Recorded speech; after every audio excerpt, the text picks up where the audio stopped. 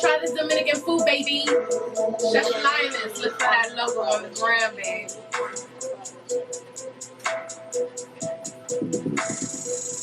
You can eat with me if you wanted to. I got jerk, I got Cuban.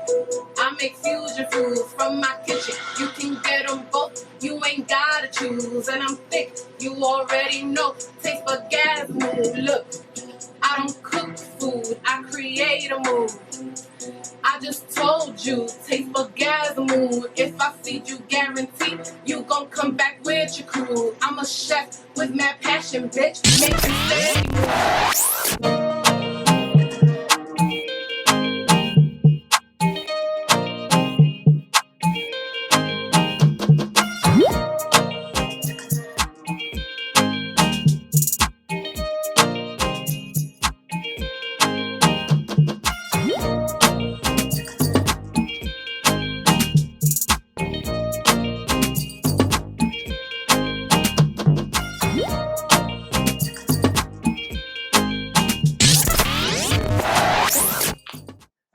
About That Action. I'm your host, Will, and I interview individuals from all over the world that come from humble beginnings and understand what it takes to want more, and undertakes that is more than wishing to make things happen, but that it takes action. And because of that action, I have a special guest, Chef Lioness. Welcome. Thank you for having me. Man, first. Mm-hmm. My sister gave me the name Jennifer, but Cheflioness is now what I'm known for. Yes. Back in the beginning, I definitely want to thank you. I got your information from my wife. My wife is friends. I guess might be friends with somebody that either known you or ate from your place. And she reached out to me a while back, and I'm like, let me see what I gotta do. I went on your page, and I got inspired just from a lot of the things I hear from social worker turned chef or whatnot. That triggers me and that inspires me, because I know how it is when you basically fighting for a dream, or just fighting for something that you want. You know, a lot of times we're told to just not fight. And I think from the older generation too, we're told to go to school, get a job, and you kind of get put into this box. Like, from the moment you start school, you're kind of put into this box where you get into this almost this rat race of the way of doing things. How it's supposed to go, and in reality, there's no real way. And I guess, to my understanding, they didn't know. And I always say, a lot of our, especially our culture, you Dominican, correct? Mm-hmm. And I'm coming from black, and a lot of us are taught to survive, right? We're not taught to really thrive, so we're just trying to get to tomorrow, right? And so for my guests that might know you or might not know you, could just tell them your name. Cheflioness at Lioness Cuisine, and you can follow at Dancing Taste Buds too. I was a social worker for 9 years. I did that. I did the route of what mom said was right. Right.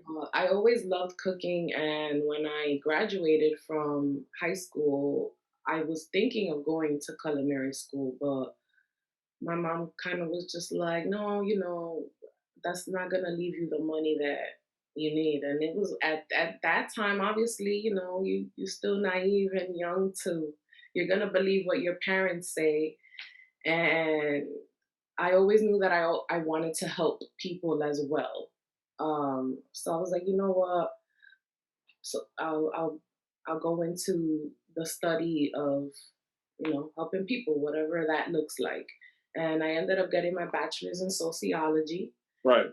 And from there, that journey began.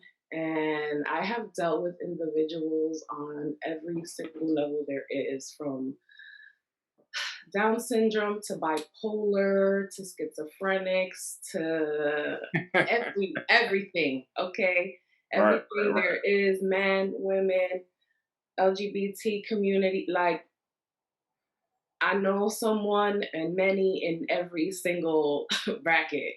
Right, right. And I love that I got to experience all of that because I would have never known. I would have never even, I grew up very sheltered, Right, very, mom had me on lockdown, very strict parent. right, right, right. uh, Growing up sheltered and not knowing, I didn't know about the foster care system at all growing up. Oh, right. Oh, that's something, no right. And here I come and I end up being the worker that has to come into children's classes and observe them and stuff like that. Right. And I think back like, oh my God, how many kids were foster kids in my classes? But I never knew about anything like that. And but I got to know all of that and I did it. I'm still doing it. Right. So social worker, always a social worker. It never dies out. I'm still healing the world. Right, right. Healing people. Right, right. Definitely. Yeah, and I'm a leader. I'm definitely walk you down walk you down to that path. But I kind of want to go back to the chef Lioness, the name, right? Um I'm just a Leo. I'm right. a Leo. Huh? I'm a Leo. That was it. Yeah. So you know what when I was doing a couple like some research and stuff, I know that just some of the interviews I heard you mentioned something about even putting you're a Leo, but also you spoke about putting some like respect on your name, right? Yeah. Because it Chef Lioness versus Chef Jennifer Right. can take a different can be looked upon differently. Right. Completely different. Completely different. Marketing technique, or you feel like you wanted people to look at you with that respect on it. I definitely wanted people to look at me with a super respect. Again, I'm a Leo. That was like, I'm a lioness, and that's it. I embody that to Right. the max. Right. And I researched more about lions and stuff, and it was just like everything it represented. I'm like, yeah, I want that, and it's like my stage name. Like, okay, yeah, I want that, and it was that. It was powerful. People don't forget it. People do No, right. People do not forget it. That logo, they see my card and they're just like, they've never seen anything like that. A card with that logo on, with a logo like that on it. And then the name, some people smile, some people smirk, some people be like, what? That's your name? Yes, that's my name, Cheflioness. Like that is the chef name. And it really, again, powerful. I remember it. Simple as that. Jen, there's so many Jennifers. Come on. We're we're everywhere. I know, definitely. So I thought about that as well. I'm like, I know why you wanted to go that route, because like I said, there's probably many Chef Jennifer. Jennifer, we know a Jennifer teacher. We know. So you wanted something that kind of separate you from the pack. Definitely. In a sense. Can you talk a little bit about, I guess, about your upbringing, or if you have any siblings? And I do. I have a brother and a sister from my mom's side, and a brother and a sister on my dad's side. mm-hmm. I interact more. I interact solely with the ones on my mom's side.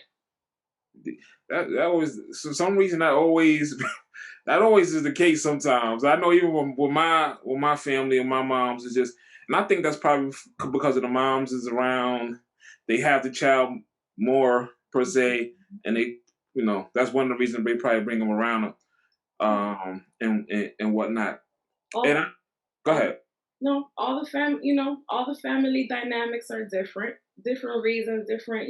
We're grown enough to be able to all be cordial, but if it's not that way, it's not that way. It's not meant to be. It's not, it's your loss for not being my sibling. Like, I'm a pretty poppin' sibling to have. Did you let them? How's the relationship with your moms? I know I heard you spoke about her and how she might have influenced some of your cooking. How's that going? She she's still not 100% supporter of me and what I do. My Okay. dad is. My dad is grateful to at least have one parent that's all about it. Like my dad travels with my business cards all day, every As, day. as he should. You know, he he Should. he promotes me to the max.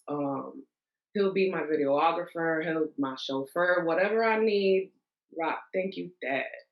Mom is still like when COVID happened, she was like, well, it's time to get another job now.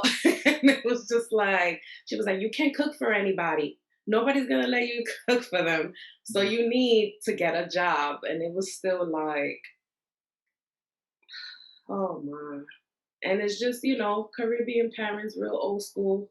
Mhm. They just they can't snap out of it. They can't snap out of it. And I've recently been connect on Clubhouse, been connecting with an amazing chef group, the Chef Collective, and shout out to them. And the common denominator again with Caribbean parents is that the parents don't believe in them or are like, no, you need to get a real job. Mhm. It's like people eat every single day. Mhm. How is this not a real job? Mhm. But she can't fathom it. She cannot fathom that I create my work from scratch. Mhm. Like it's mind blowing to them. And I've had to really tap in, dig deep, and accept that piece. Like you're just not gonna have her support right now, and I found myself getting real bent up about it because you want your mom's support to the max. You need that. And I can't tell her ever really about my day like that. And it's like, all right, I have to get over this and keep it moving. Cause when you see that house, that kitchen, that whatever, then you're gonna be like, oh, okay. So just, I'll be telling her, I'll be like, don't worry, when we in that kitchen cooking this meal together,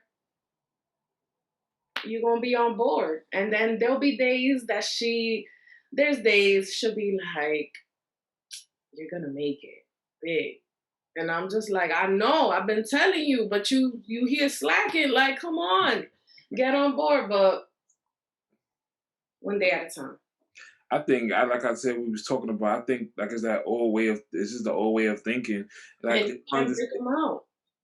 right, and it's like even you got people like YouTube before was never a job. Like, and now you have kids making Million. millions. Millions. So they can't understand that, You can't. you know. But like I said, for them, a lot of us taught to survive. They not worrying. They worrying about, listen, what we gonna eat tonight.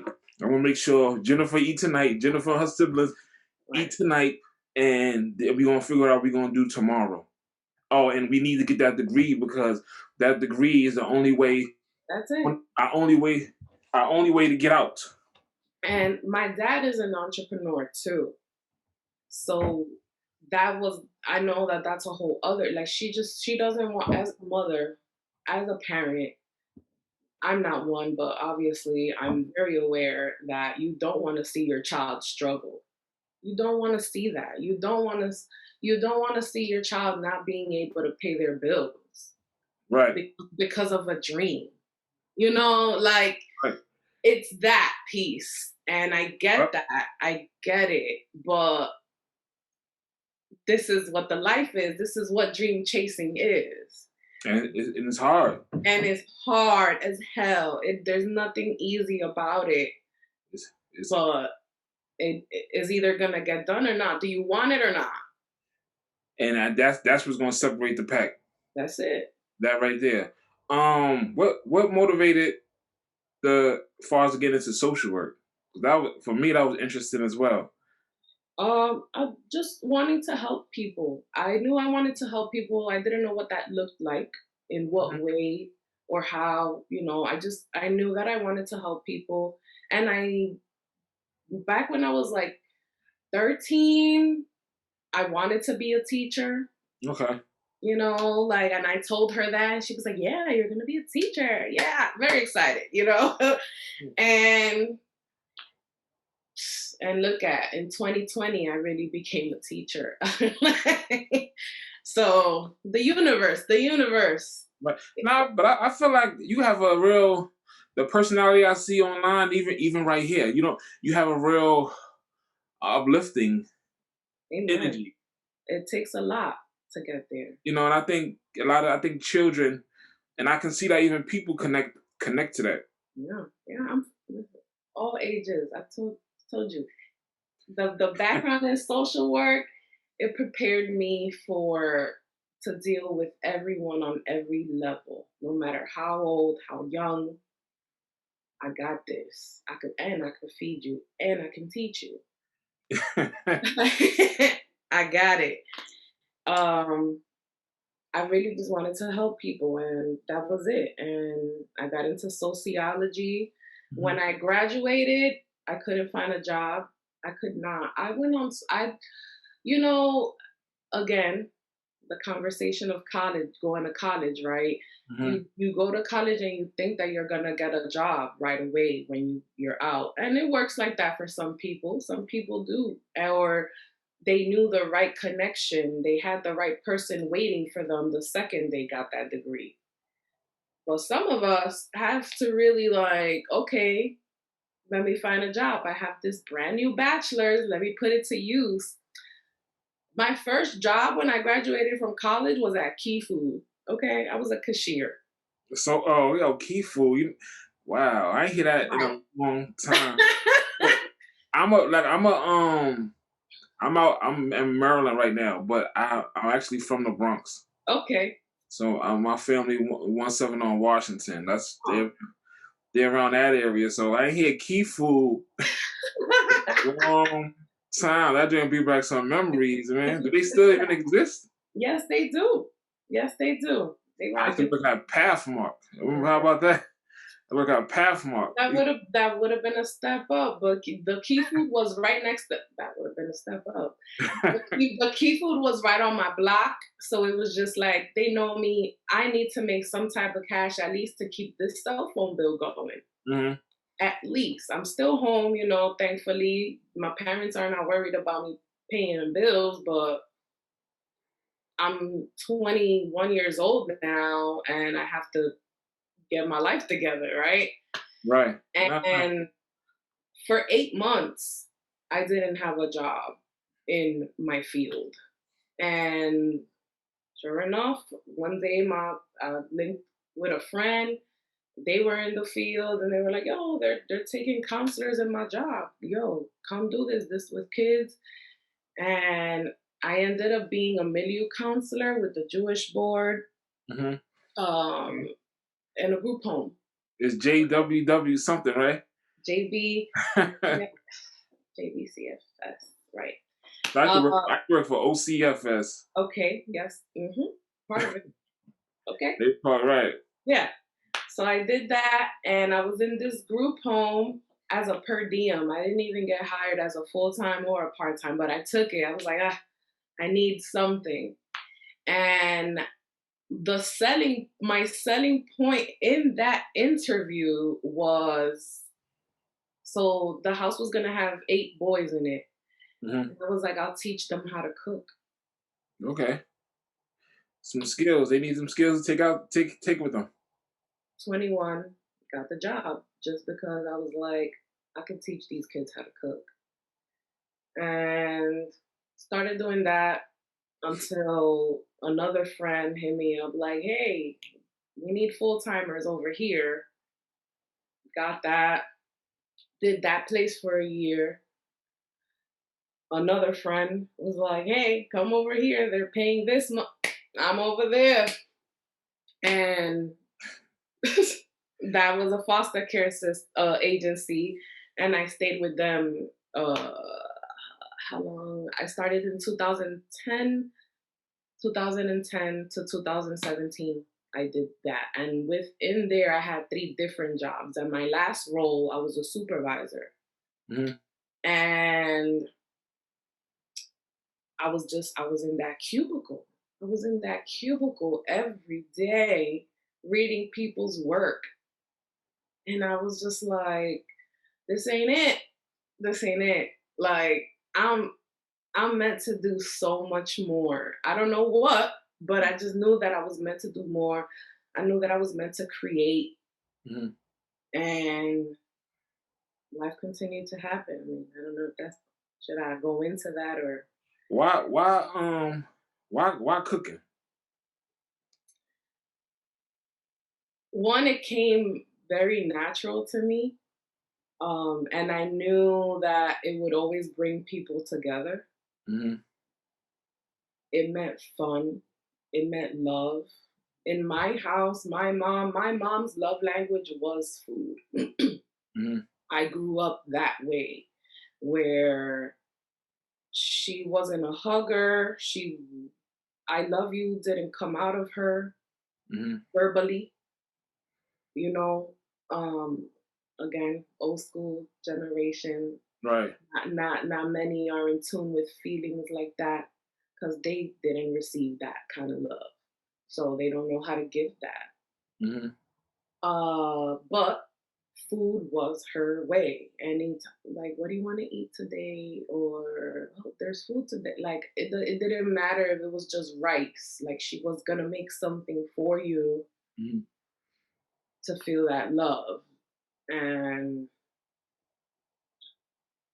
what more beautiful thing to have to do for people than to show them love? Right. July 5th, 2017. How significant is that? I guess that date for you. Hey. Ah, what a day. What a day. It was amazing. It was a lit day. It was the end of the beginning of a new transition for me. The beginning Okay. of a new transition. Simple as that. All I knew was that I wanted to cook. I didn't know what, for who, when, where. I just knew I wanted to cook and I wanted it to be my recipes. I didn't want to cook in anyone's restaurant because, yes, I know that I needed training and I still need proper training from, people with the real experience. But in me, I just knew, I was like, nobody has this flavor. Like, people have to know these flavors. Nobody had my mom, nobody had my grandma. Y'all don't know what's inside of me to make. Like, I really could kill this. So, I was just after July 5th, I was just home. I was figuring out what I was gonna do.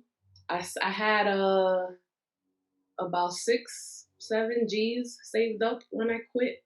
That was it. I tell everyone the most. Again, everyone goes about it a different way. Some people don't have a dime saved and they just jump and leap. Some people really prepare and save up. That's the thing. Everybody's scared. Anybody that has that stability is just scared. Oh my God, how am I gonna pay a bill? It happens. You pay things late sometimes. You can't be afraid of it. Sometimes you cannot pay them at all in this chasing dream life. It's a real thing. And are you going to beat yourself about it, or you're going to just be like, this happens. I promise I'm going to pay you when I can, though. Love it. Like, I promise you. And I love that because that's my sentiment and my thought process with it. You evolve to that, because it's like, what, you calling my phone every day, student loan, credit card. I don't have it. Okay, What you gonna do? I'm really trying to get rich so I can pay all of it off. I promise you. But We working on it. I work every day. I'm really working on it. And Not funny.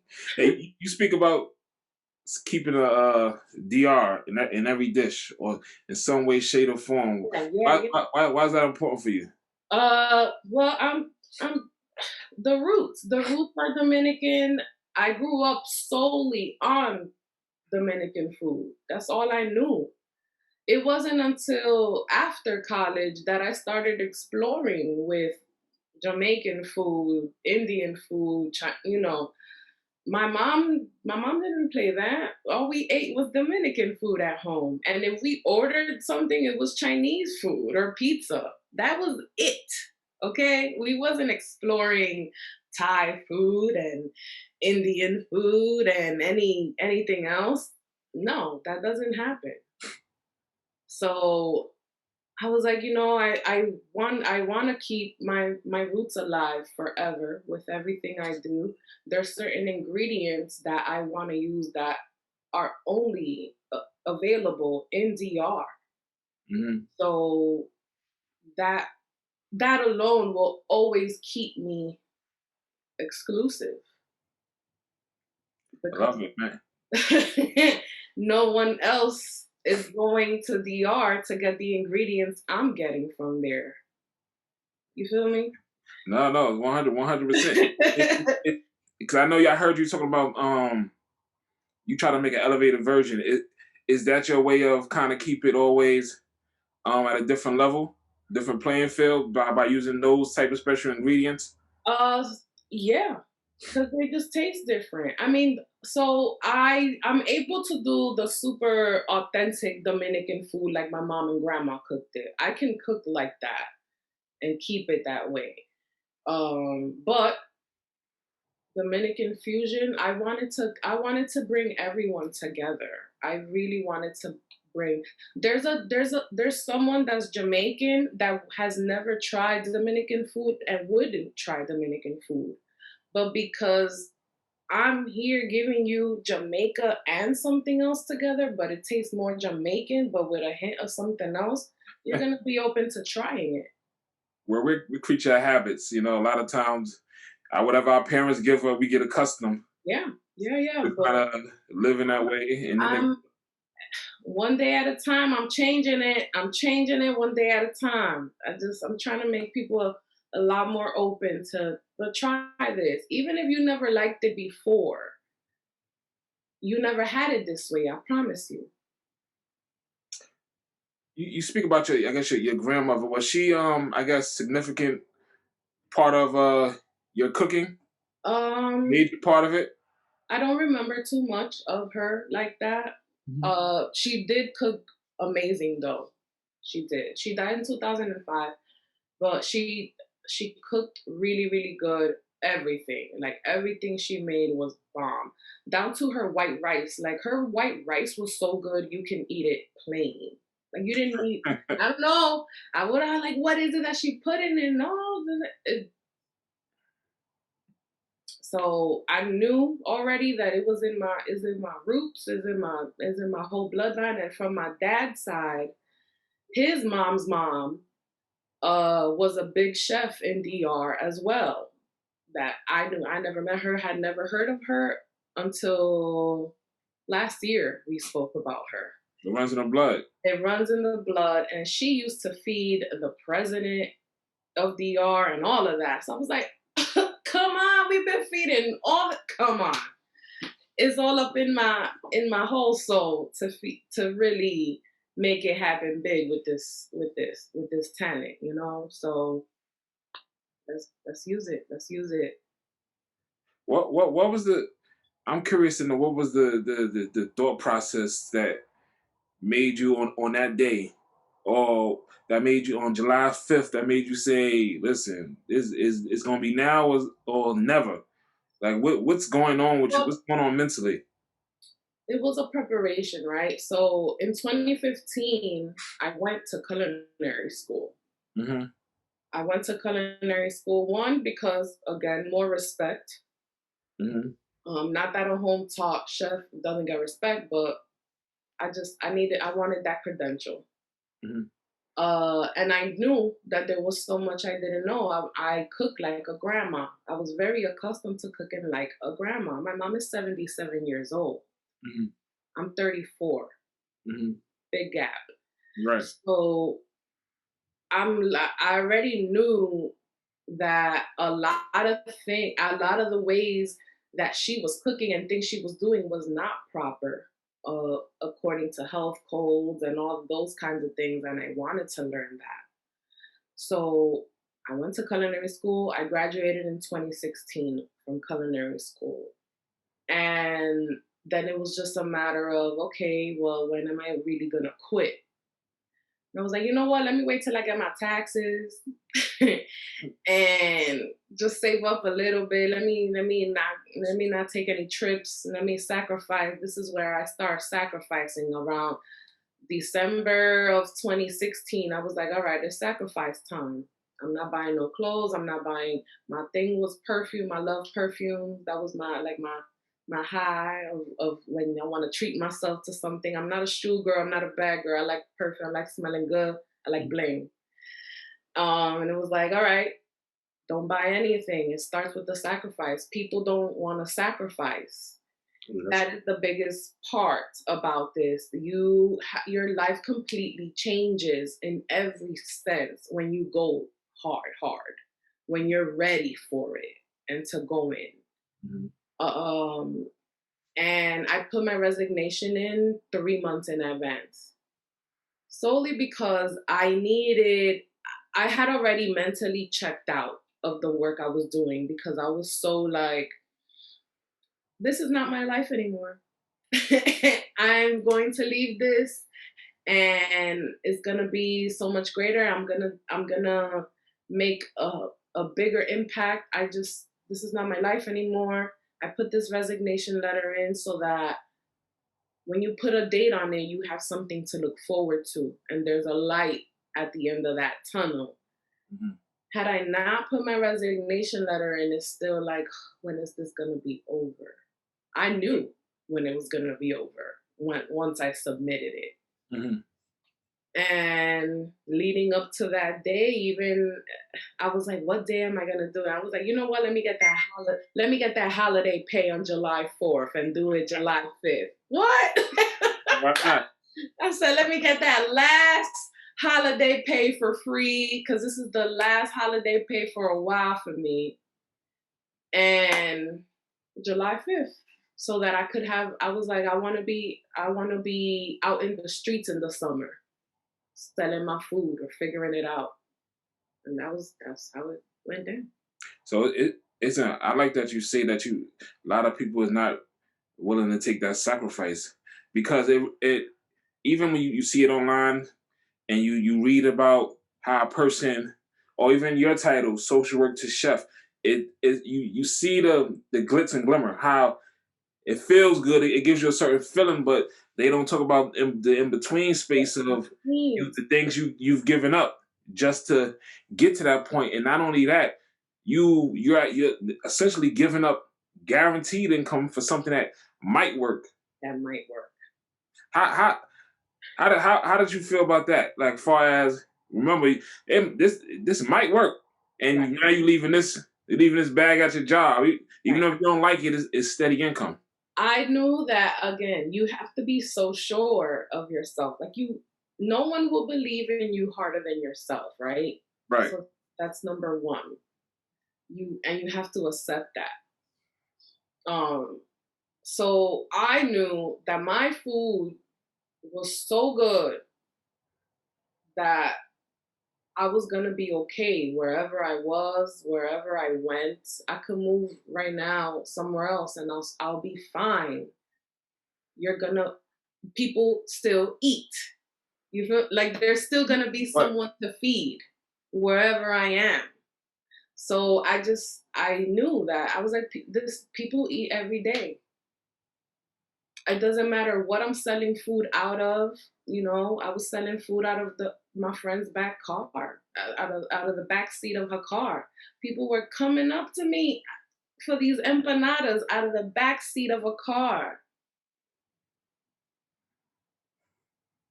I mean, not knowing me, I'm a total stranger, just like, hey, I got these empanadas. Come try them. Dominican fusion.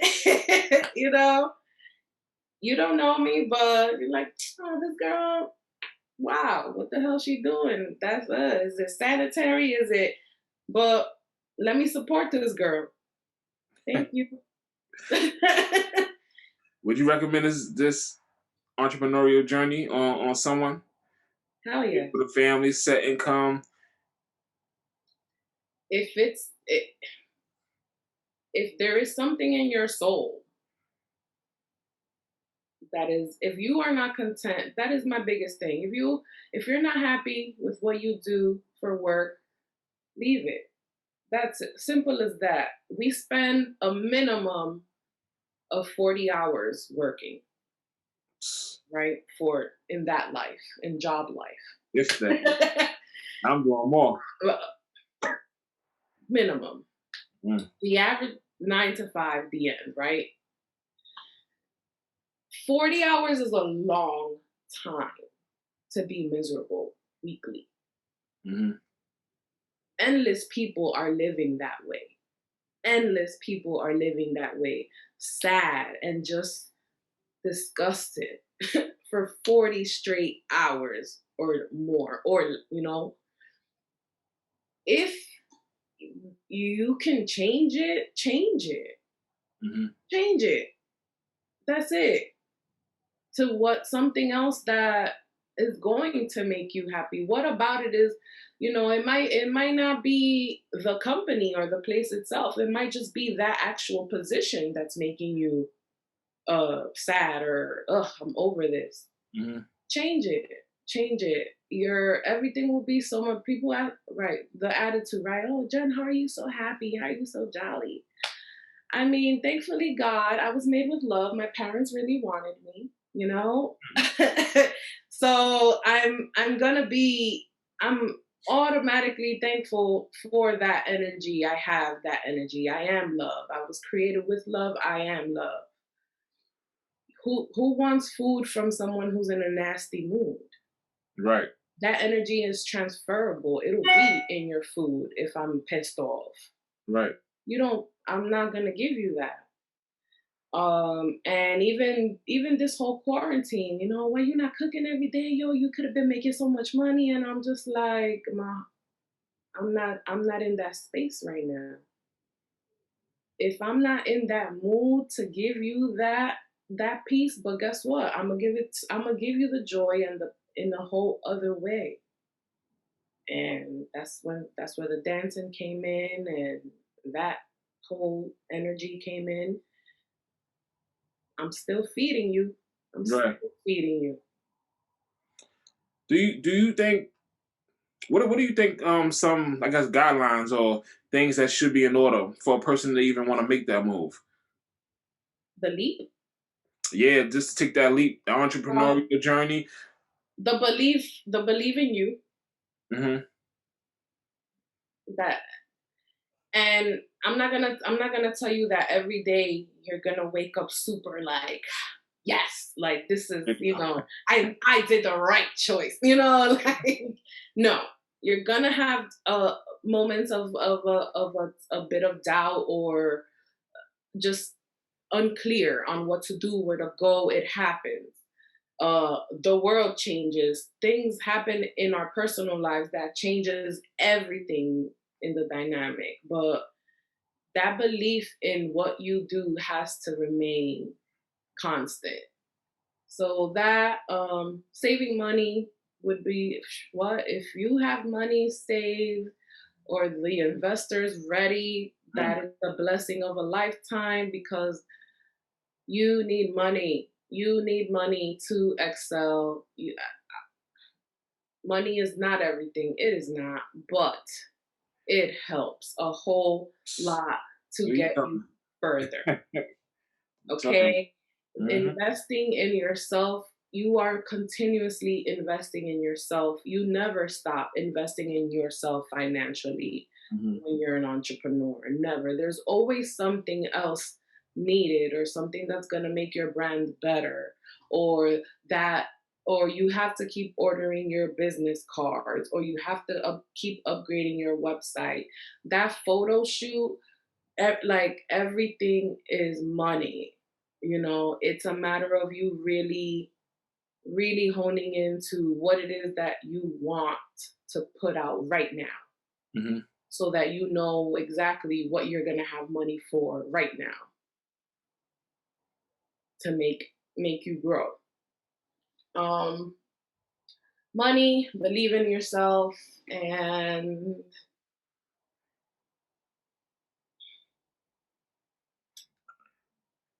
find, hold up, self-care is number Great. one. Like, self-care is number one.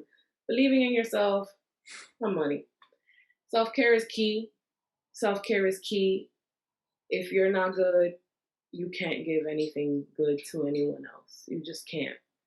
Or it'll run out real fast because Hmm. you're not right. Whatever you need to do that is represented as self-care, everyone's self-care looks different. There's people that do things that they don't even know that that's self-care, but it is.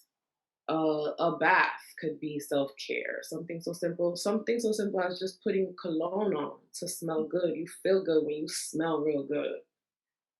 It's part of your self-care, and something so small can make such a big difference in your day. Hmm. You have to learn that about yourself. You have to tap in. You have to know yourself. You have to tap into that, your inner child, to know so much more. There's so many things from your inner child that come up in your entrepreneur level, in your life, in your entrepreneurial life. Hmm. It really does. My dancing is one of those things. I was a performer back in the day. I was full blown performer. I was in competitions, all of that. And I lost her along the way, because life hit and I had to be an adult and I had to pay bills and stuff. And it's like, there was a little girl that used to be so happy singing and dancing. What happened to her? Hmm. I completely forgot about her until I was like, then when Dancing Taste Buds happened, I'm here at this deli, and obviously my Instagram followers and my friends, my immediate family, they know about me, but nobody really knows me outside of that. Hmm. And it was like, okay, I'm here. I'm here. I'm ready. I'm ready to feed, and no one's coming regularly. Okay. Nobody came today. I didn't make not 1 cent today. Okay. I show up for work. I came to work, ready to work, and I made no money. Oh, snap. That was depressing. This is hard. How an So now it was a well, what do I do? What do I do? How do I maneuver through working and not being paid for it? Hmm. Cuz I have to keep coming here. Hmm. This is what it is. And I was like, "You know what, Jen? What made you happy before bills were a part of your life?" And I tell everybody that. I'm like, what made you happy before? Before you ever had to pay a bill or worry about an adult problem, what made you happy? Well, playing video games or blah, blah, blah, blah. Singing and dancing for me. You So I you brought, I brought her back. you have and that's something. There's a couple things I want to touch on. I definitely want to touch on self care, but also you said something that interests me is how you feel like you used to perform. You was doing all this stuff before when you was a kid. You also mentioned something I heard about just parents or adults, or just could be your friends. Parents dimming their kids light. Friends could dim your light. What are some ways you, I guess you said you tapped on a little bit. So what are some ways that your light was dimmed, and maybe some tips for parents or friends, or which on some ways we can light our kids light instead of dimming it all the time. And sometimes they don't. It be simple. The parent don't even know they're doing it. Right.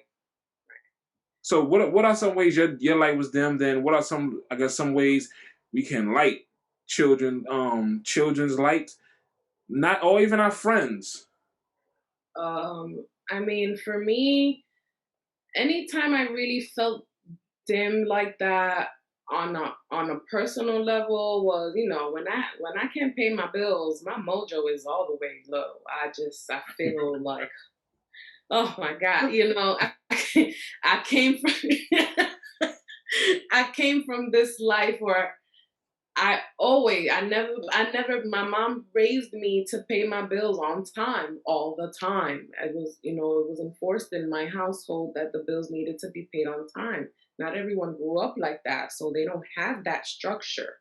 Mm-hmm. I had that structure, and 3 years ago, that structure went out the window. Mm-hmm. And, you know, so even with that, my mom would be like, look, you can't pay your bills. Like, come like, but don't get at me on it. Can we figure out how to make the money instead of getting on me about it? Because I totally know. I feel it. I'm the one getting the calls of the collectors. I know. Mm-hmm. I don't need to be reminded.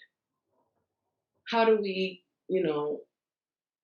how do we fix the problem? Or how will you help me fix the problem if you want to? Mm-hmm. I think, again, case by case scenario. Every dream is different. Everybody wants something different, but it's really listening to your kid. Just listen to all the details of it. Yeah, it doesn't, regardless of how crazy it sounds, but listen to it. Like, what do you really want? What do you really want to do, and why? What is it about it? Like, tap in with them, learn them some more. A lot of parents don't know their children at all because they don't really ask. You gotta ask You're a questions. kid. You don't know what you're talking about. Right. You're And just a kid. right. But Jennifer at 10 knew that she wanted to cook, but you dismissed that. Look at me now. Like, they they know what they're talking about oftentimes. They know they and now this growing up now, come on. Like, you kids are not as naive as we were Mm-hmm. at all. They have the answer on their phone to anything they want. It's true. Anything. We was looking up our encyclopedias.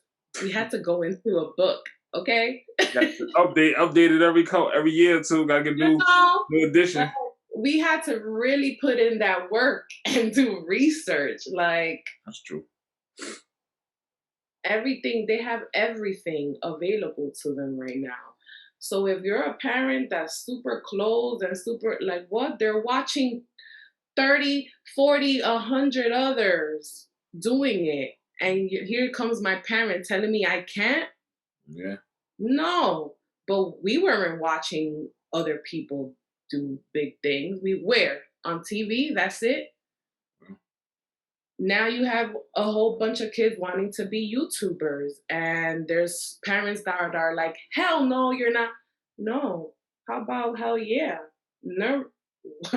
Nourish that and make it, help them, guide them. Let's do it right. Oh, this is what you want to do. Let me see how bad you want to do it. Give them tasks, give them challenges to complete. If they really want it, they're gonna do it. Mm-hmm. Simple as that. Were there any I guess limiting beliefs for you growing up, or even now that affect you now? In, like, in terms of what? Just beliefs that you felt that limited you, that you thought were right and found out no, it's just totally wrong. No. Besides mom, no, no. Again, I was very confident in my flavors and what I could do with them, and that was it. And then culinary school was a dope experience, and even while I was there, every dish I made, like everything was real great, and it was things that I the teacher taught it. Boom, here, do this, and then one day we had to do this, and it's like, yo, I killed that. Okay, like I'm gonna keep killing it. I'm gonna keep killing it. Listen, I'm gonna keep killing it. God, as long as you keep me healthy and these hands able, that's another thing, right? I come from years of typing. I have real bad carpal tunnel and stuff like that. And that was another reason I was so adamant about it being my recipes right now while I'm still able to. Mm-hmm.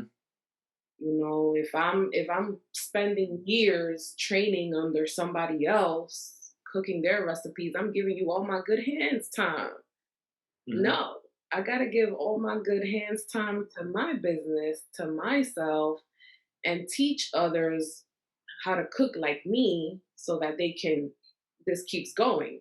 Right now, now Cooking with Linus is my virtual culinary classes that I created. Mm-hmm. COVID. Mm-hmm. Thank you. The blessing of a lifetime for me, a blessing in disguise. Um, I'm like, if I die, I literally told myself, if I die this year, um, all my recipes die with me. Everything died with me. No one will know how to cook like me. Mm-hmm. How sad. That made me so sad. Mm-hmm. And I was just like, yo, this is the time for me to teach. Mm-hmm. This is the time I cook and teach people how to cook like me. And here I am. Good forward thinking. Yeah, yeah. And then I was like, me teaching these recipes, that pushes me to. So I never measure when I cook. I don't measure anything. I cook. I do my thing. I do it. Grandma, say Okay. grandma, they just Mm-hmm. and a pinch of salt. Yeah. So I had never written out a recipe, and again, COVID sat me down to really, okay, well, start writing these recipes, write everything. Now you have to figure out how much you're putting into everything and really make this happen so that there's at least your first cookbook is out. Even if it's 20 recipes, that's 20 recipes that people could turn into 80 different dishes because that's how I'm setting it up. How many when is the book coming out? That I don't know yet. That I don't know yet. There's days I'm like, it's nowhere near done. And then there's days I'm like, this is So almost. what's the process of doing that? Do you just take everything you ever know and just put it, or so is there's a formula like a Well, for me, so shout out to Write a Legacy First, Young Executive. I did a book author's workshop with him. So we have like a great support team, a cohort of over 50 people now who are writing their books as well. So we're all in this journey in this process together. And he has taken us through the process, and so again, with the same intention, being intentional is one of the biggest things in entrepreneurship, right? You have to make it clear what it is you want to what it is you want to do, what do you want to put out.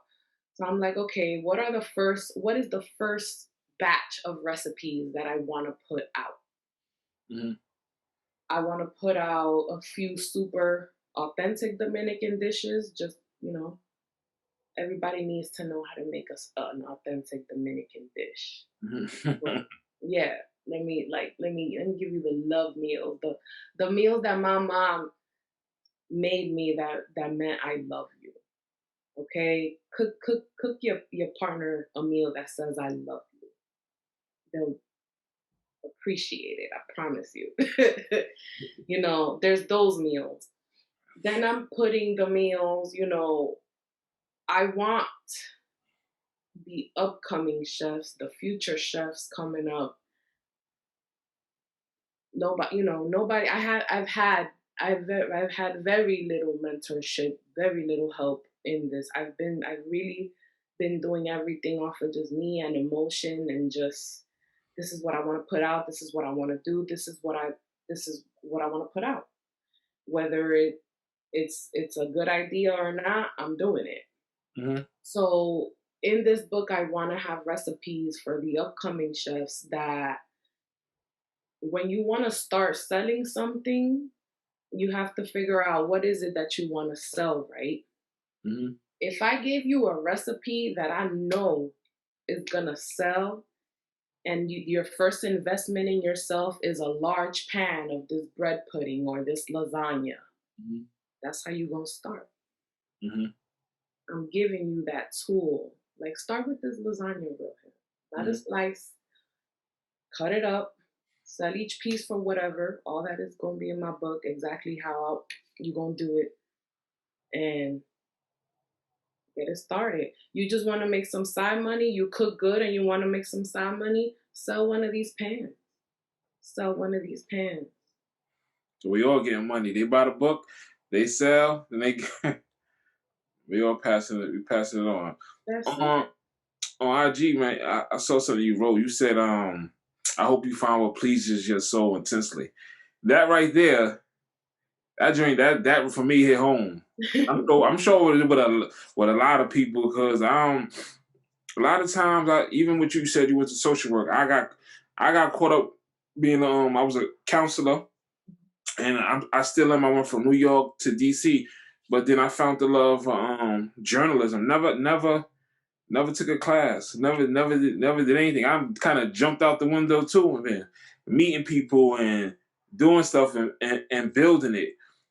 What does cooking is cooking that for you? Is that something that pleases your soul intensely? Yes, but I'm falling in love with my bigger purposes more now. And it's to like really help people Okay. with the food included. Okay.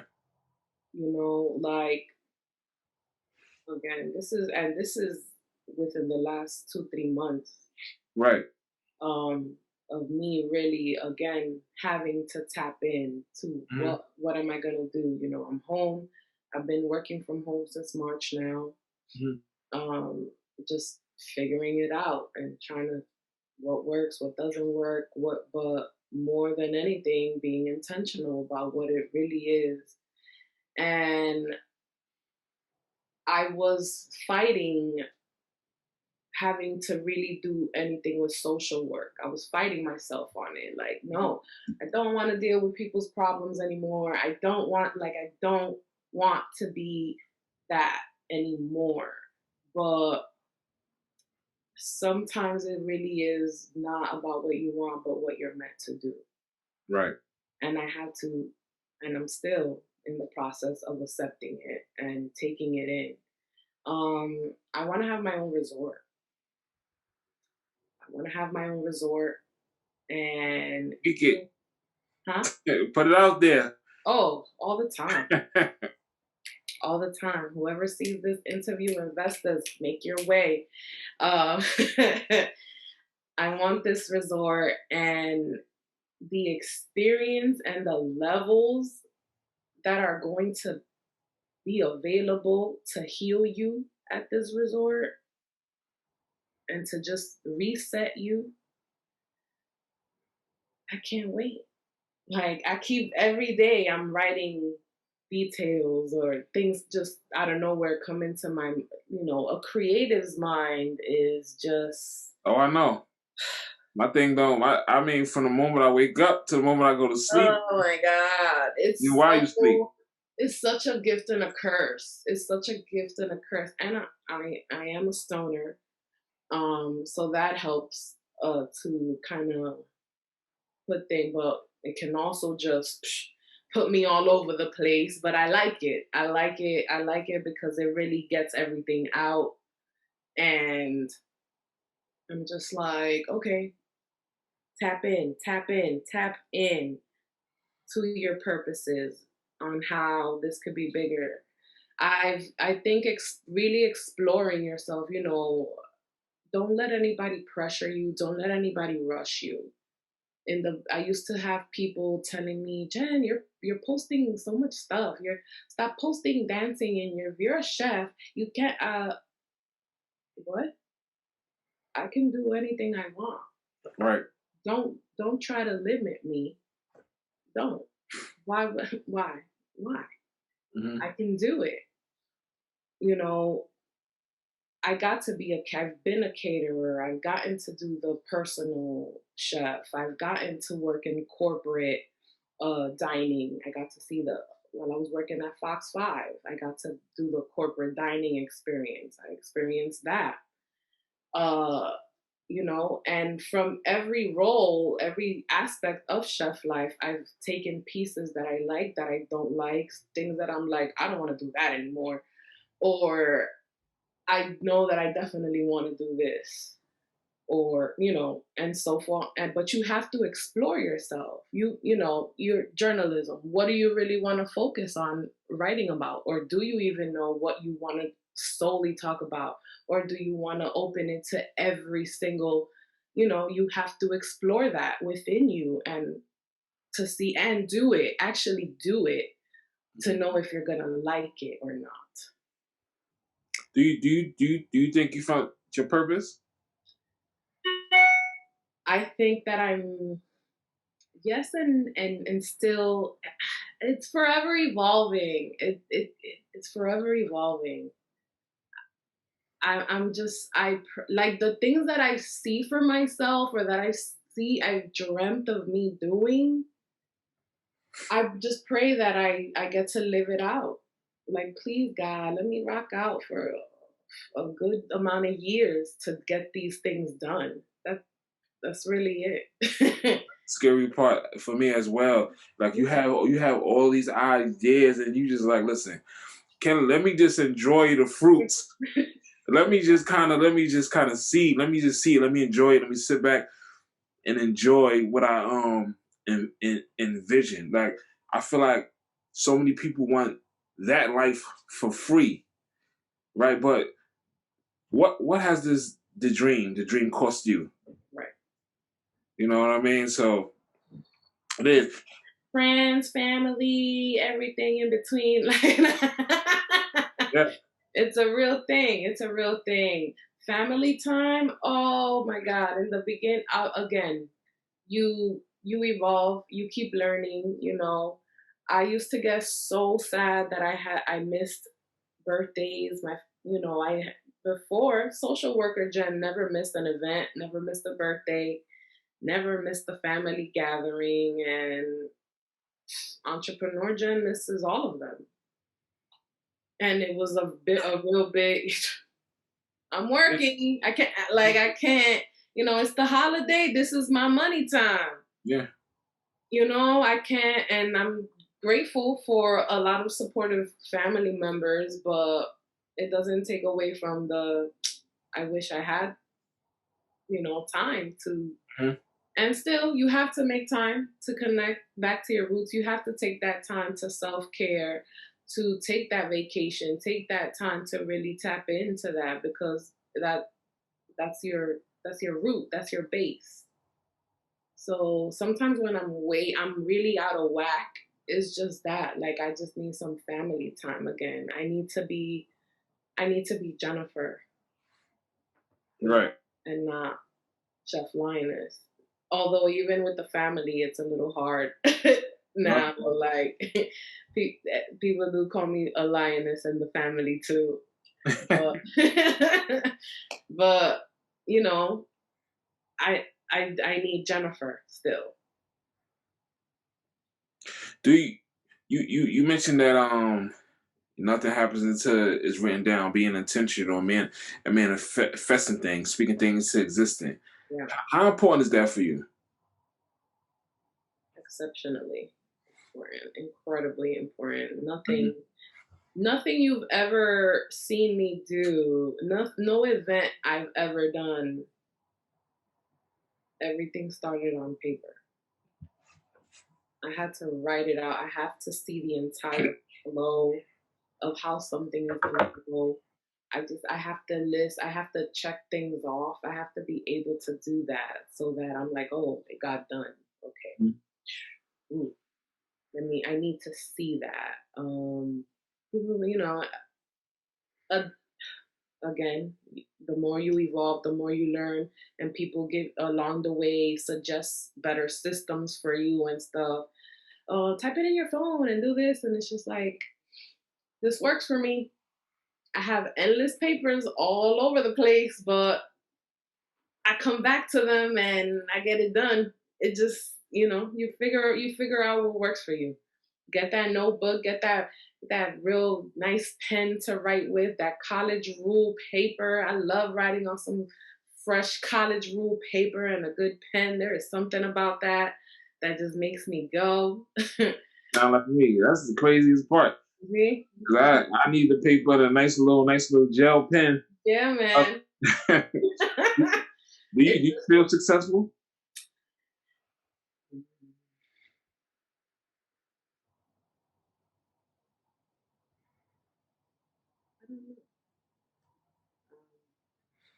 I think I've changed a lot of lives. I've changed a lot of lives. I've motivated people to do Hmm. a lot. Hmm. I've inspired a lot of people to do a lot. Like perfect example, this fitness journey I'm on now. Hmm. I never ever thought that I was gonna be a woman that was inspiring people to work out Hmm. or eat healthier. In my wildest dreams. I grew up. My mom, again, the old school. We're not raised to work out. That Hmm. we have to work out. We have to keep the body active. I wish I would have knew that I have to keep my body active every single day. It's really a thing. It's important, but we weren't taught that. Carbs every single. I grew up on carbs every single day of my life, breakfast, lunch, and dinner. Had I known that that was not good for you, I probably would have switched that up some. Or if my mom knew, we it would have been different. Vegetables. We didn't have vegetables. We had a little lettuce. It's the smallest green portion on the plate. you know? Hmm. The vegetables, she wasn't, again, you work with what you have. She wasn't taught to hook up vegetables and make them good and exciting. Just put a little olive oil and vinegar. Boop, the end. That was how my mom served my broccoli. Sometimes she put a little garlic, but that was it. That was the only vegetable going down in the house. Hmm. What? There's so many more. There's so many more. Why didn't I ever know about this? And now, then quarantine happened. Now we're home. We're not active at all. We're just home. We're going from the living room to the bed to the kitchen. That's about it. That's what's going down. And we're gaining weight, most of us, and we're not moving. And I was like, I need to move. I need to move. I love going to the I need a FET. I need a soca club. Soca is my thing. I need the club. I would club at least once a month. That's where I had my sanity. Hmm. I, Me and that dance floor, I needed that bass. I'm always the girl in the middle of the dance floor sweating her ass off. I don't care. I, that is, I need that. I need that bass from the speakers to hit me. Hmm. It's always rocking. And I was like, you know what? I'm going to start dancing in my living room. And before that, I didn't want to post anything, in my living room. I didn't want to post people seeing my entire home and all of that. I didn't want. I was so self-conscious about, oh my God, they're gonna see me jiggle, and they're gonna see this, and it was just like, yo, Jen, like, you got to do it for you. You have to do it for you. I was teaching my virtual classes and I was out of breath teaching a class. I said, what the hell? This is embarrassing. Mm. What I look like being the teacher and I can't even make it through a sentence. Mm. Nah, I gotta get my stuff together. Mm. And I started dancing, I started going live with it. And it turned into a thing, and people would hit me up like, "Hey, are you going live today? Like, I really like your playlist. I like your music. I want to dance with you." What? Mm. Like, I was like, then people started tipping me from time to time. I'll go live and people just, so I will put my Cash App on it on the live, like, okay. That's shit. I have no income coming in. Thank you. $10. Thank you. I needed that. Right. So I was like, I'm working out. I'm doing it for me. I've never worked out this hard in my life. Shout out to One Muse. Melissa got me into it. I started with a trainer. It was a group of us in the park in Harlem. Mm-hmm. And that's how it started getting serious for me. Like, I'm not a morning girl. I don't really like waking up in the morning. I was waking up at 5 o'clock in the morning to make it to Harlem. Mm-hmm. And we was working out every morning in the summer. And from there, it was like, okay, I noticed that you have more health options, and I also noticed I saw you working out a couple times, utilizing the stairs. Oh yeah. Well, I'm currently on day 7 of a 14-week challenge with PRX right now. Okay. So it was a free challenge. I've been seeing this challenge for years now. And I have a few friends that have completed it, and I was like, December was really bad. I slacked off in December. I was eating the world. I was eating carbs. Okay, eating the world in December. and I was barely working out. Mm-hmm. I fell off. But I knew, I was like, I gotta get back. How you want to teach these classes, right? You want to make this money with these classes, you have to work out. You have to eat better. How bad do you want it? And it's still hard. It's still hard for me to just be like, I'm working out today. Yes. Like it takes a lot. It takes a lot to be motivated to work out daily when you don't come from that, or that is foreign. It's foreign to me. Mm-hmm. But is making it, it really has to be a lifestyle. It really has to be a lifestyle. Anytime I go 2 days without moving, my body is telling me, Jennifer, what the fuck are you doing? Come on. Mm-hmm.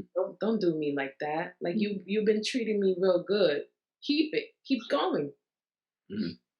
It'll remind you that you need to keep going, your body.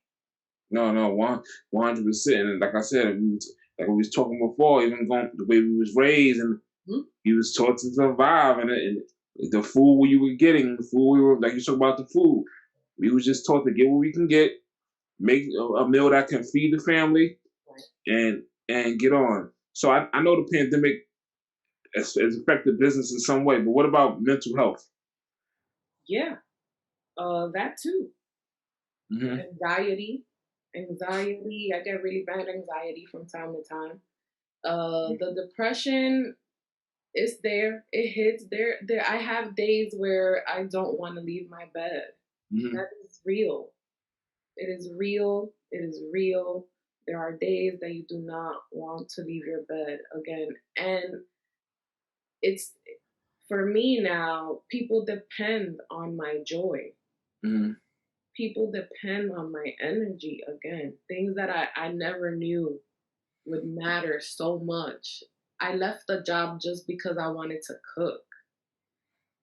Well, it has turned into something so much bigger. Like, it's me. The people want me. Sometimes they don't even care about the food. It's me. Mm. And when I started to realize that, and that realization came at Fox for me. It was the first time I was serving people. Mhm. And I was serving breakfast in the morning. I had to get up at 4:30 a.m. for that job. Be downtown. I live in the Bronx. Be downtown in the city by 6:30 a.m. to clock in. Mhm. And at 7 a.m., I'm serving breakfast, and I'm like, "Good morning. What would you like today? What do you want in your avocado toast today, huh?" And it would be like, "How are you so happy at this time?" And it's just like, well, I get to do what I love. I get to serve you something up. I made it from scratch. Ooh, how, how, what? I was in a cubicle. I'm excited as hell to serve you this toast right now. Mhm. So people would come up and they didn't even want food. And then I just came to see you today. I just need your energy. You're the highlight of my day. Mhm. What? I was like, what? Like, I'm like this. I'm just being me. Mhm. I didn't know. I didn't know that my energy was gonna be so impactful to people, Mhm. and I had to accept it. Accepting that people need you in a good mood, Jennifer, all the time. By all means necessary, you have to figure out how to keep your mood intact. I can't be around a lot of people. I can't intake. I'm an empath too. I intake people's energies. I can't. Me too. I don't. I can't. I can't. You have to know these things about you, even in your living space. If I'm living with someone whose mood is not right, that's nah. That's unacceptable. I can't. I can't. Does it become a burden in the way some days you may not. You wake I up mean, and not you wanna, right. I don't want to smile today. right, I just wanna do nothing. right. Right. So I make sure I have those days. I Mhm. have to make time for those too. You know, they're a part of life. They're a part of me. They're a part of just feeling and being human. We're not gonna be on 100% of the time, Mhm. but I'm gonna really, really try my best to give you that version of me 85% to 90 of the time. Mhm. I'm really gonna try. Again, thankfully, I'm naturally like that. I don't drink coffee. I don't, I'm never on anything that does it for me. It really is just, what do I have to be sad about? Mhm. What, because I don't have the money yet to pay a bill? I mean, what am I gonna do? I really get to wake up and change people's lives from putting up a video on my phone. Mhm. Are you kidding me? Like, there's something so big about that when you reach that many people that is kind of like, okay, God, I accept this and I'll keep running with it and I'll do it to the best of my ability. And I'm going to be vulnerable about it and I'm going to be raw about it. And I'm going to tell you that I messed up today. I'm going to tell you that I didn't work out today because I'm human and I fall off too. Mhm. Um, a lot of people don't share the struggles and the raw, the bad pieces of entrepreneurship. Mhm. They exist. They Mhm. exist weekly, they exist daily. There is bad all the time. And we have that perception because of social media that everything is just, oh, that person is, she's living her life. She is living her life. She is excited. Yes, I'm excited. I made a choice to Mhm. choose. I made a choice. I chose happiness over the cubicle. Mm-hmm. I made that choice. You can make a choice too. A lot of is a lot of there's a lot of fear. It's a Fear. lot of Fear people is really fear. what holds people back the most. But it's that self doubt of not believing themselves and finances. Those are the two biggest, really, reasons. Mm-hmm.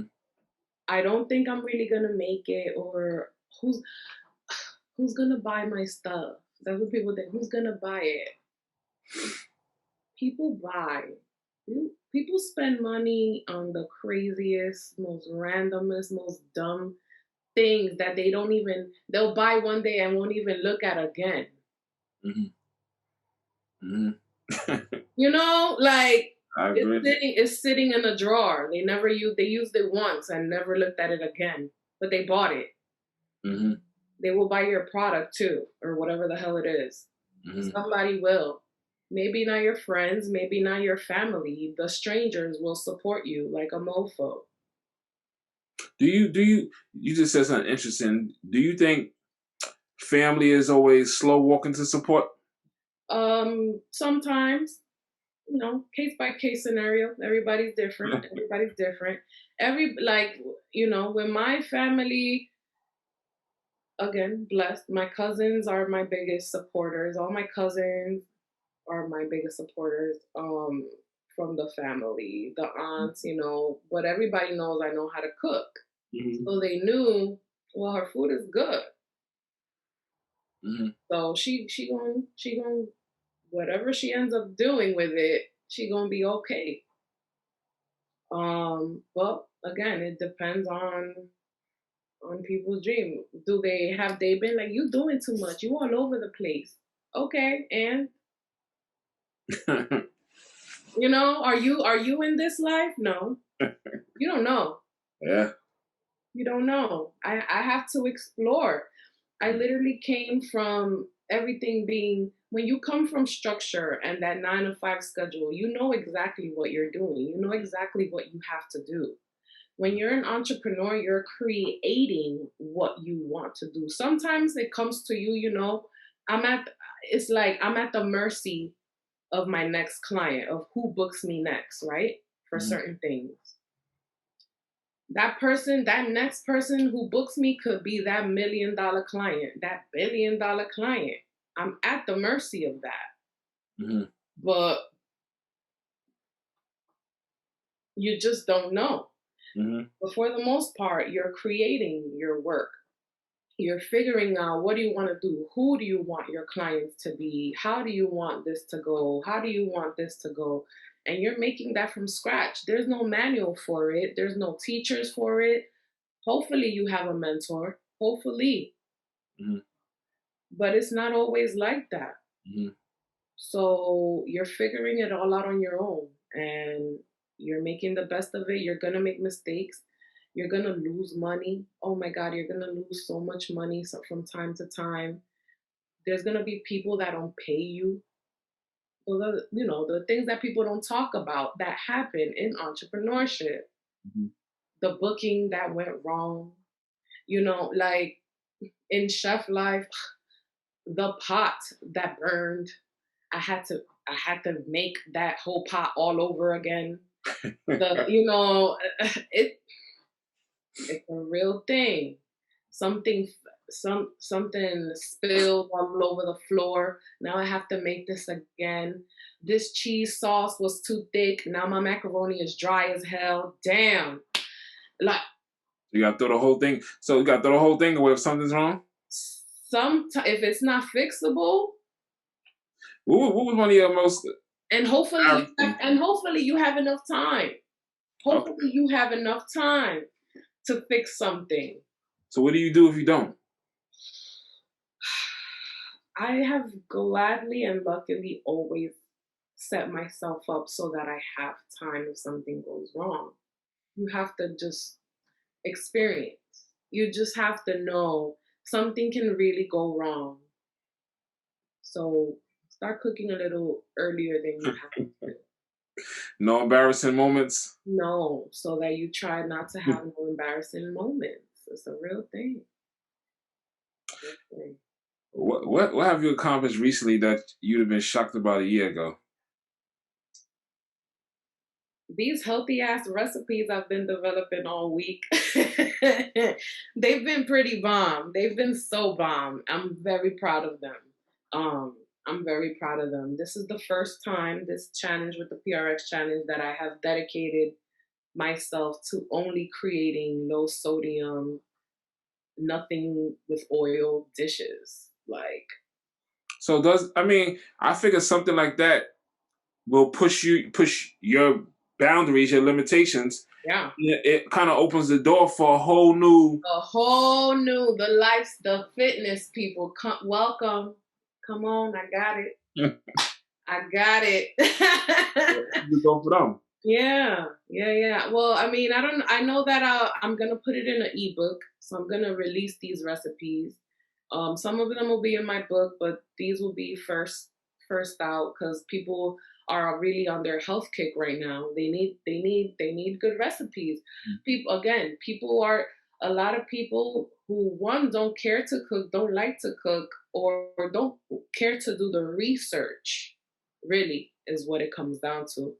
And they're just putting salt, pepper, and whatever because they just don't know what to flavor with and to make something healthy. Or people are boiling their chicken breast, and I'm just like, oh my god, I'm like, you don't have to do it like that. I promise you, you can give that color, and it's still gonna be just as healthy as the boiled one. But people don't know that. People don't know that. It's so crazy. But I'm here for it. I'm here to help you if you're open to receiving it. You know, I got a whole lot for you, but if you're not open in that space to receive it, you're gonna miss out. If you want it, then you learn something. Right. What daily routine or ritual is non-negotiable for you?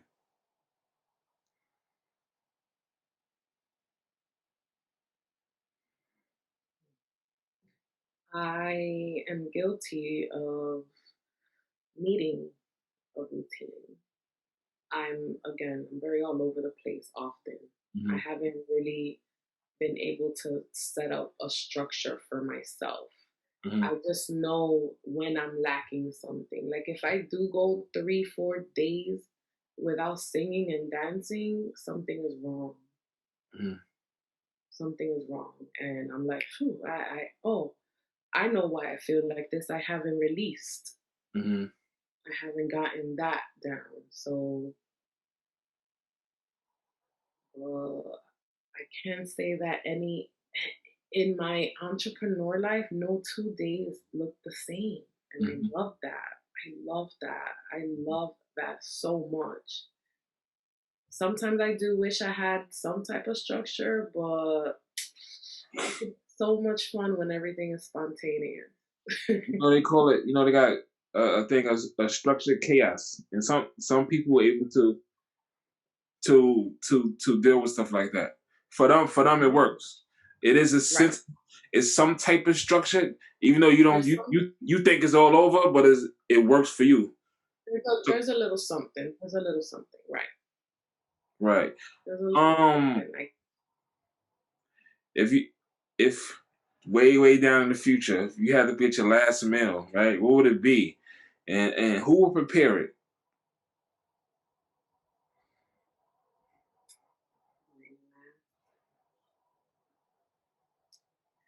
it's probably going to be a pasta from scratch. Have you ever had pasta from scratch? No, I just have the box things. I'm gonna listen. Man, Well, I ain't gonna cut you off, but I definitely gotta go out there and try one of your things one day.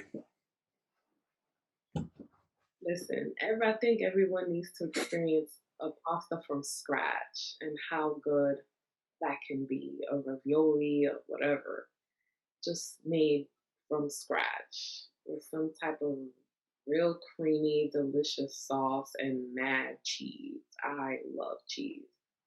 Um, yeah, and who's cooking it? Maybe we'll take it to Italy. Make it I might have to go to straight to Italy for that last meal. But what's like a pasta from scratch? Where does it like? When you're making the dough from scratch, Oh, you got. Oh, you making everything. yeah, You got to cut it up. yeah, Oh wow. yeah. Flour, egg yolk, olive oil, a little water, salt. Yeah, from scratch. But besides your mom, I know you said your mom. Who else? Far as when you thought of quitting the 9 to 5 job was Well, reluctant, didn't. um, I don't really remember. Everyone at work was so amped for me because they've gotten to see my journey. I used to cook and bring in stuff for my coworkers, so Mm-hmm. they already knew what these flavors were like. They were my first customers when I left. Actually, every other or every Thursday, I was cooking lunches, and they were my customers. Mm-hmm.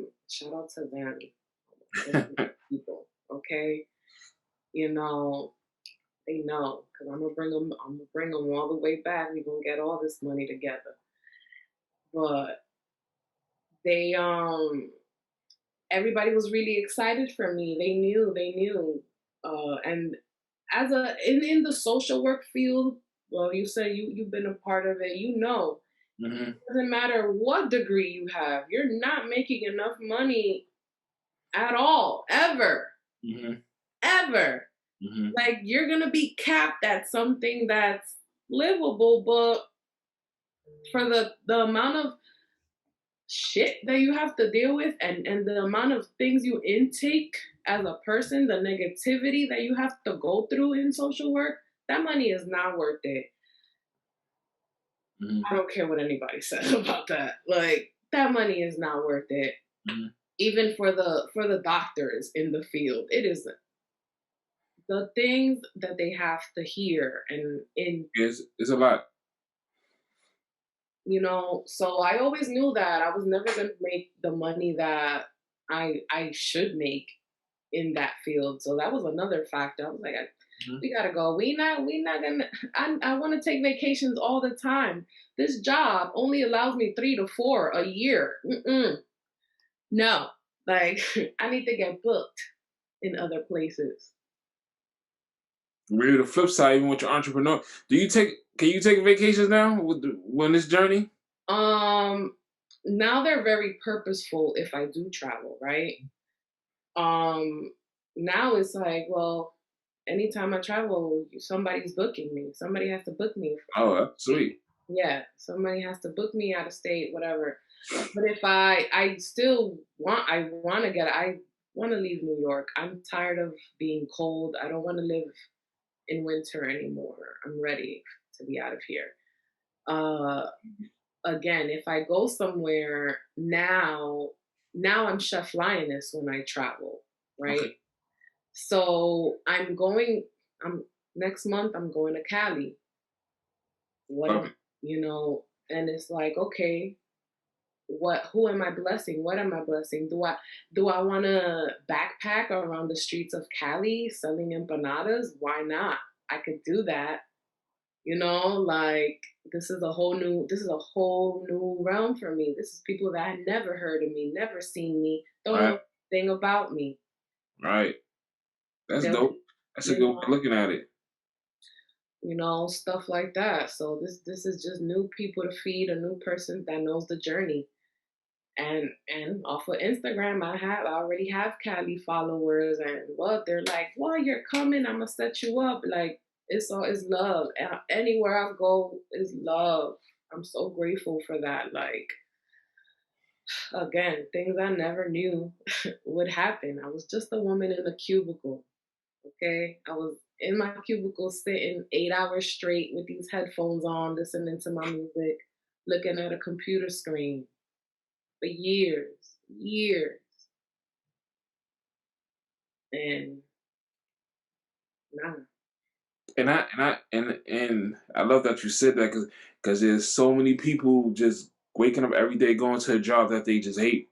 Mm-hmm. And I really, when I growing up, I never wanted to live like that. And then somehow, but like you say, bills or family, you kind of get sucked right into the mix, and it almost feels like a struggle to just get out of it and live, your true, I guess your true purpose or your true Right. life that you can And live. sometimes and again, sometimes it really takes time for you to figure out what is the purpose or what is your purpose.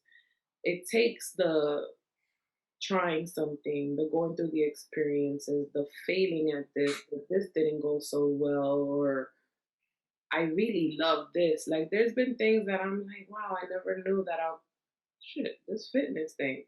I didn't know that this I was gonna love this and that it was gonna make me so happy to to get a message saying, "You working out today, girl?" Yes, I am. Let's do this. I didn't know. I didn't know that for and that alone, that one day, that 2 day, I I inspire somebody to move their body just because I moved mine. That shit is epic to me. That shit is epic to me. I agree. You said something about divine timing. Do Mhm. you think that time of social work? Did you think that you needed that? It Hell needed to happen the way it happened, yeah, so you can be where you at right now. definitely, definitely. I I wouldn't be so understanding. One, right? I needed I needed to know about coping skills and how to handle mental health. I needed that so that I was able to give myself that while in this journey and also be able to pass it on to others. I can't teach you how to cope if I don't know how to, Hmm. you know? But I learned to. I learned the importance of it and now I'm able to share it. Dope. So this is my last question. What's your legacy when it's all said and done? Many 60, 70, 80 years from now. Which one your legacy to be? Um, Chef Lioness. Love, peace.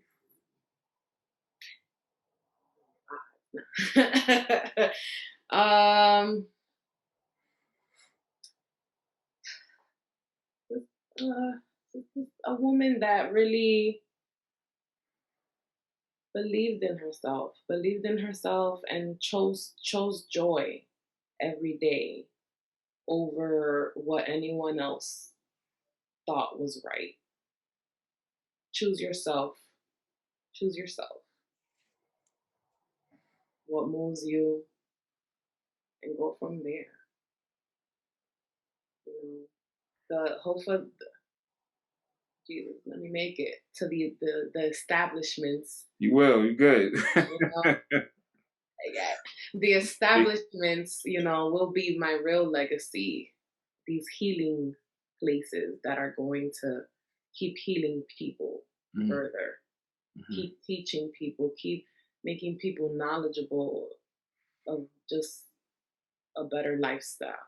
That's going to be, it's possible. It's possible. You can change. You really can change your Mhm. life. It starts with you, it starts with the mindset. Go from there. Well, thank you. I Mhm. wanna just thank you again for just accepting the invitation for the interview. Thank you. I think my viewers and the people is gonna definitely love you, love your story. Appreciate it. Thank you so much, man. I appreciate it. I definitely have to come down there and check out that chopped cheese, the your signature Yeah. chop. Everybody keeps talking about them. Like, I don't even know. I want to do a deli tour. I want to like pop up at different delis all over Mhm. And but again, there's so much happening right now, and I'm just like, you know what? I'm just gonna be home. Right. I'm gonna love my home. I'm ready for my new home kitchen. God, I know you hear me every day.